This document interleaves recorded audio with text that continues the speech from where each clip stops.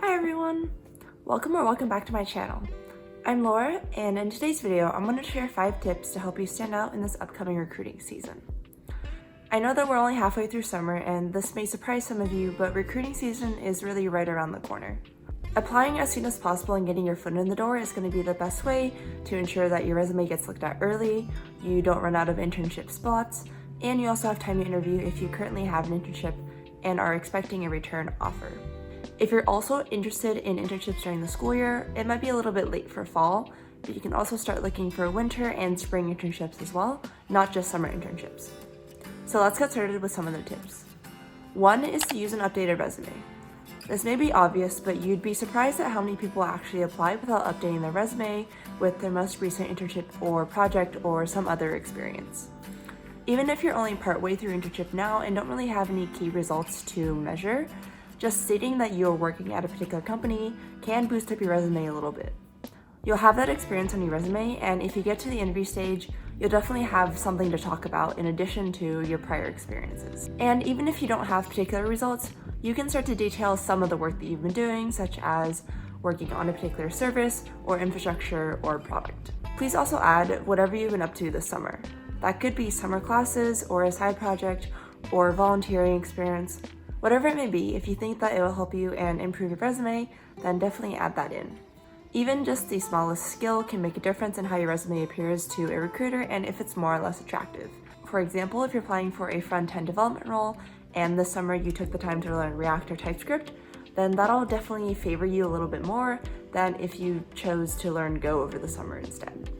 And besides, having a new skill or something like that can never hurt your resume, so you might as well just put it on there anyways just to be safe. 2 is to connect with people where you want to work. Whether that be somewhere in your current company and you just want to switch teams, or if that's at an entirely new company and you don't really have any connections there, getting those connections are going to be your first step in getting that next job. Or even if they aren't the direct key to getting the next job, they can be huge influences in helping you get that job or determining how much you actually like that experience there. Referrals can make a world of a difference at certain companies and less so at other companies. You hear this a lot, but if you can get a referral, again, it certainly can't hurt. By connecting with people in a role that you want to be in, they can impart helpful wisdom or advice on how they got there, share their background and any particular experiences that might have been helpful for them, or they can also connect you with people that might be better fits to talk with you. Network is really all about who you know and who those people know. Just like there's a 6 degrees of freedom to Kevin Bacon, there's almost certainly the 6 degrees of freedom to a Microsoft software engineer or Amazon product manager, or insert any company and any role here. Definitely do your research before you've connected with someone, but once you have connected with someone and set up a meeting time, it can be great to talk about team culture, what products or projects they work on, and how you might fit into that particular role, such as your strengths, weaknesses, and how you can build upon those in your desired role.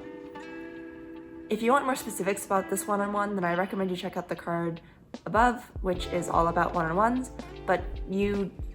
However, if you're really struggling to find people that you actually know that can connect you, then I would highly advise just go to LinkedIn, find someone from that company, and then go from there. Worst case, your request never gets accepted or they just never see it in time.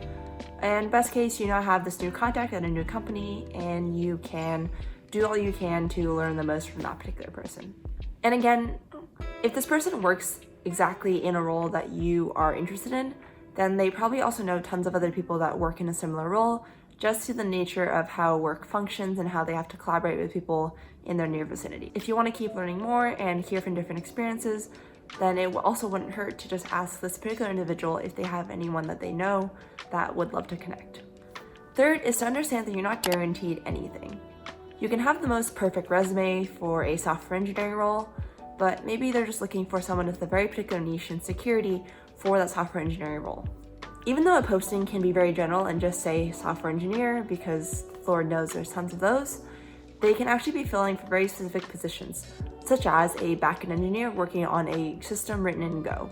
If you happen to be a front-end dev applying to this general software engineering posting when they're actually looking for a backend dev, you can be the most amazing front-end dev and still get passed up just because your skills really aren't that relevant to this posting.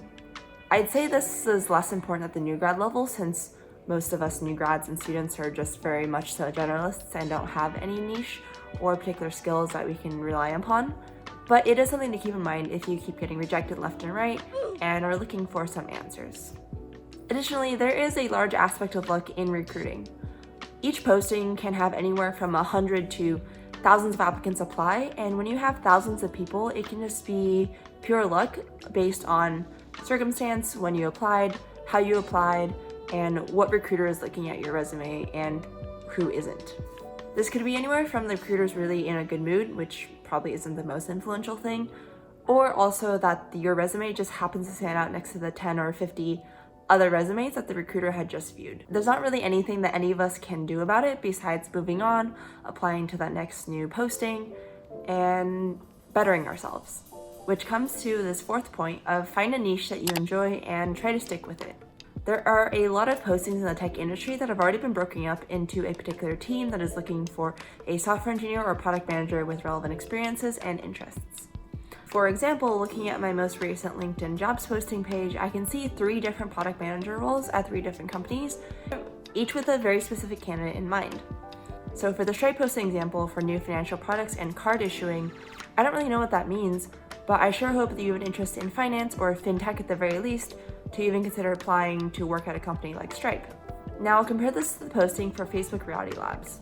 Even if the responsibilities aren't too dissimilar, you can still see that at the heart of the Facebook posting, they want someone interested in AR, VR, and kind of this groundbreaking technology with mixed reality.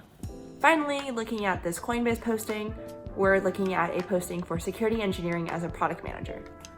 Again, a very different field from card issuing and virtual reality.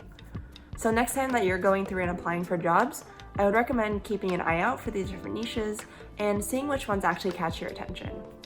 It can make a difference which ones you apply to, especially if you do have prior experience or background in that field that they're looking for.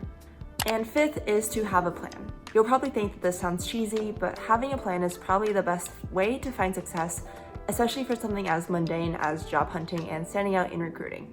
Make a plan of how you want to study, what you want to study for your interviews, track which job listings you've already applied to and which interests you're most interested in. And in the end, you'll find yourself with a handy little piece of data that can tell you where you might have more luck looking in the future.